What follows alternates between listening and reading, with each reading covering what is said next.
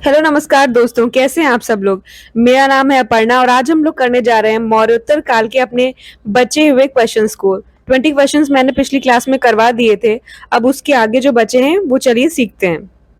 अजंता गुफा चित्रों में इस्तेमाल किए गए रंग निम्नलिखित में से किस सामग्री से प्राप्त किए गए हैं? तो इसमें आपका सही ऑप्शन नंबर ए पौधों और खनिज से। ये क्वेश्चन आपका 2018 में पूछा जा चुका है। अब क्वेश्चन नंबर 22 है कि गर्भगृह कुछ प्रारंभिक हिंदू मंदिरों का सबसे महत्वपूर्ण भाग था। तो वो क्या था? गर्भगृह किसे कहते हैं? आज भी आप कहीं घूमने जाते होंगे तो कहा जाता है कि ये गर्भगृह है। तो वो क्या होता था? तो देखिए, गर्भगृह मतलब वह स्थान जहाँ मुख्य देवी या देवता की मूर्ति को रखा जाता था और जहाँ पे सिर्फ पुजारियों को जाने की अनुमति होती थी। देखिए, ये क्वेश्चन भी आपका पूछा जा चुका है 2015 में, तो मतलब फिर से पूछा जा सकता है, इसीलिए मैंने इसमें शामिल किया हुआ है। क्वेश्चन नंबर 23 है कि निम्न में से कौन सा तथ्य भारत के उत्तरी भागों में गांव प्रमुख ग्राम भोजका के विषय में सत्य नहीं है? कि वह प्रायः बड़ा भूस्वामी होता था। देखिए, ये तो एकदम सत्य है कि वो बड़ा भूस्वामी होता था। उसको उसका पद विरासत में मिलता था, बिल्कुल सही बात है। डी, प्रायः उसके पास दास होते थे और भूमि पर खेती करने के लिए मजदूरों को लगाया करता था, ये भी सही है। सी क्या है? राजा ने उसको कभी टैक्स एकत्र करने के लिए प्रयोग नहीं किया, ये आपका गलत है। गांव प्रमुख या ग्राम भोजका के विषय में तो इस तरह इसमें आपका कौन सा ऑप्शन जो है सही है? Option number C. देखिए, पूछा जा चुका है 2014 के एग्जाम में। क्वेश्चन नंबर 24 है हिरण्यगर्भ नामक अनुष्ठान किया जाता था हिरण का शिकार करने से पहले, पुत्र के जन्म के लिए, जब एक राजा किसी क्षेत्र को जीतता था, या डी, राजा को क्षत्रिय घोषित करने के लिए, चाहे वह जन्म से क्षत्रिय हो या ना हो। तो इसमें आपका सही ऑप्शन नंबर डी। ये क्वेश्चन 2023 में आ चुका है। क्वेश्चन नंबर 25, संगम कविताओं में किन तीन राजवंशों को मोवेंदार कहा गया? अभी मैंने आपको पढ़ाया था चोल, चेर और पांड्य। क्वेश्चन नंबर 6 है निम्नलिखित में से कौन सा कथन प्रशस्ति के बारे में गलत है? तो राजा की प्रशंसा करने तथा उनका संरक्षण पाने के उद्देश्य से जो भी कवि होते थे वो ये लिखते थे, या प्रायः राजा इन्हें स्वयं लिखते थे। सी, ये जिस काल से संबंधित है उस काल के इतिहास के मूल्यवान स्रोत हैं। या डी, प्रशस्ति में शासक या राजा की उपलब्धियों का वर्णन किया जाता था। तो कौन सा गलत है हमें ये बताना है। तो देखिए, डी एकदम सही है कि राजा की उपलब्धि का वर्णन होता था। सी भी सही है, जिस काल से संबंधित हैं उसके इतिहास को बताते हैं। और ए भी सही है कि राजा की प्रशंसा करने और संरक्षण पाने के लिए लिखा जाता था। इसमें गलत कौन सा? ऑप्शन नंबर बी कि राजा इन्हें स्वयं लिखा करते थे। ये आपका आया हुआ है 2011 सीटेट के एग्जाम में। क्वेश्चन नंबर 26 है समुद्रगुप्त की निम्नलिखित में से कौन सी ऐसी नीति थी जो विशिष्ट रूप से दक्षिणा पर शासकों के लिए थी? तो इसमें ऑप्शन नंबर आपका सी सही है कि इन्होंने हार स्वीकार कर ली। वो लोग हार स्वीकार कर लेते थे और फिर ये जो है उन्हें पुनः शासन की अनुमति दे दिया करते थे। ये आपका पूछा जा चुका है 2019 के एग्जाम में। क्वेश्चन नंबर 28 है कि एलोरा की गुफा का भित्ति चित्र जिसमें विष्णु को नरसिंह अर्थात पुरुष सिंह के रूप में दिखाया गया किस काल की है? ये आपका सही है, इसमें ऑप्शन नंबर डी राष्ट्रकूट काल की।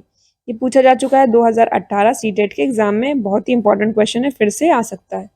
क्वेश्चन नंबर 29 है कि निम्न में से कौन सा नवीं शताब्दी के मंदिर स्थापत्य कला का हिस्सा था? सजावटी द्वार, रंगशाला, यज्ञ वेदी या हवन कुंड? इसमें आपका सही होगा ऑप्शन नंबर ए सजावटी द्वार। 2022 में देखिए पूछा भी जा चुका है। क्वेश्चन नंबर 30 है कि निम्न में से कौन सा राज्यों का संयोजन त्रिविभाजन संघर्ष में शामिल था? इसमें आपका सही होगा ऑप्शन नंबर ए राष्ट्रकूट, पाल, गुर्जर, प्रतिहार। देखिए, जो वर्धन वंश के शासक हर्षवर्धन की मृत्यु के पश्चात गुर्जर, प्रतिहार, पाल तथा राष्ट्रकूट वंशों का उदय हुआ था। इन तीनों शक्तियों के बीच कन्नौजों को लेकर त्रिपक्षीय संघर्ष हुआ जो लगभग 200 वर्षों तक चला और अंततः गुर्जर प्रतिहार इसमें विजयी रहे थे। यह आपका देखिए 2012 में पूछा जा चुका है क्वेश्चन। क्वेश्चन नंबर 31 है कि 12वीं शताब्दी में कीरा मुखियाओं ने जिस क्षेत्र पर शासन किया वह वर्तमान में कहाँ स्थित है? तो देखिए, इसमें आपका सही ऑप्शन नंबर सी यानी छत्तीसगढ़, मध्य प्रदेश है। शताब्दी में कीरा मुखियाओं का जो शासन था वो वर्तमान के छत्तीसगढ़ और मध्य प्रदेश राज्यों में था। और कीरा मुखियाओं का जो शासन था वो छत्तीसगढ़ में रतनपुर और रायपुर में हुआ करता था। और ये प्राय जो है कलचुरी वंश की एक शाखा से संबंधित थे। ये आपका देखिए पूछा जा चुका है 2012 के एग्जाम में। क्वेश्चन नंबर 32 पूछ रहा है, रोमन साम्राज्य में काली मिर्च की इतनी मांग थी कि इसे डैश नाम से बुलाते थे। देखिए इसे काला सोना नाम से बुलाते थे, इसकी बहुत ही ज्यादा मांग थी। ये आपका 2013 में पूछा गया प्रश्न है। क्वेश्चन नंबर 33 है, निम्नलिखित कथनों ए बी और सी डी महरौली स्थित दिल्ली लौह स्तंभ से संबंधित हैं। सही विकल्प का चयन करना है इसमें, जो महरौली का लौह स्तंभ है उसके बारे में।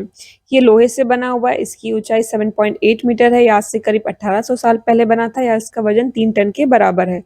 तो देखिए इसमें आपका बता रहा है कि ए और डी सही है, यानी यह लोहे से बना हुआ और इसका वजन 3 टन के बराबर है। यानी क्या गलत है, बी और सी की। इसकी ऊंचाई 7.8 मीटर है, या 1800 साल पहले बना था। ये पूछा जा चुका है 2012 के एग्जाम में। क्वेश्चन नंबर 34 है आपका, वो विदेशी यात्री जिसने हर्षवर्धन के दरबार में समय व्यतीत किया था। इसमें आपका सही ऑप्शन नंबर बी ह्वेन सांग। ये भी आपका 2012 में पूछा गया प्रश्न है।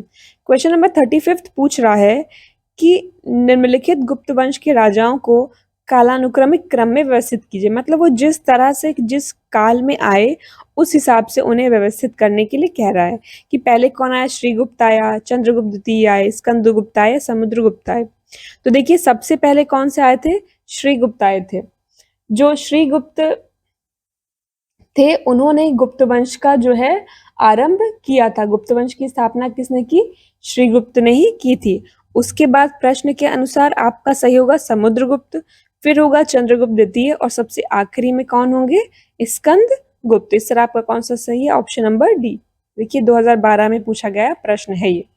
और आज का जो हमारा आज के सेशन का आखिरी प्रश्न है वो एक मिलान है, जिसमें आपको मिलान करना है कि ए दिया हुआ है, फिर 1 2 3 सेलेक्ट करना है विमल नवगाई के बारे में कि इसमें कौन सा सही होगा। देखिए ये था गैर ब्राह्मण किसान स्वामी की भूमि को ये कहते थे, ये सही होगा ऑप्शन नंबर 3।